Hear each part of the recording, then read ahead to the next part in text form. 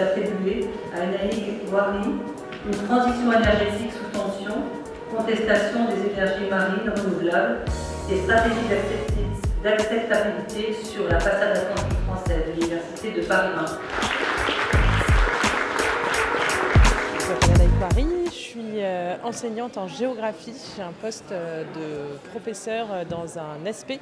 Et puis j'ai soutenu une thèse en géographie récemment sur les questions de transition énergétique et d'énergie marine en France, donc sur le littoral français.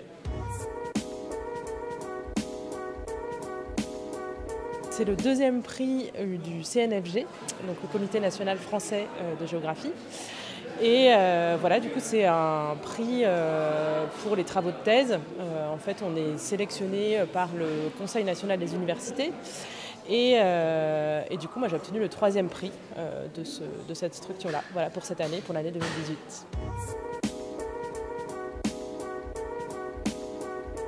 Donc moi j'ai travaillé donc, sur le développement des énergies marines renouvelables sur la façade atlantique française et avec une optique un peu de géographie politique de l'environnement.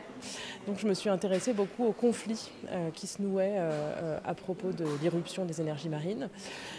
Et du coup ça m'a amené en fait, à interroger beaucoup d'acteurs sur la façade atlantique française, les pêcheurs, j'ai beaucoup travaillé avec les pêcheurs et puis voilà, toutes les associations d'opposants à l'échelle locale.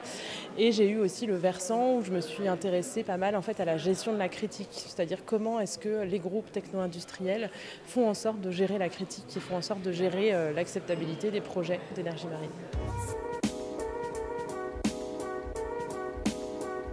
Déjà sur la transition énergétique, il y a quand même beaucoup de choses à faire. Voilà, on a une période où on réfléchit beaucoup sur les questions de sortie nucléaire, pas sortie du nucléaire, etc. On a vu ce qui se passe notamment avec les Allemands qui ont fait le choix de sortir du nucléaire et qui en même temps rencontrent des difficultés par rapport à leurs émissions de gaz à effet de serre, etc. Donc plein de questions en fait, qui se posent par rapport à l'évolution du mix énergétique français. Voilà. Et dans quelle mesure aussi, moi j'ai beaucoup interrogé en fait, la volonté politique du gouvernement français de développer ou pas les énergies marines renouvelables. Parce que c'est une filière qui a quand même pas mal de difficultés à vraiment se mettre en place à la fois économiquement, politiquement, etc. Donc ça pose des vrais débats, je pense, en termes de structuration du mix énergétique national.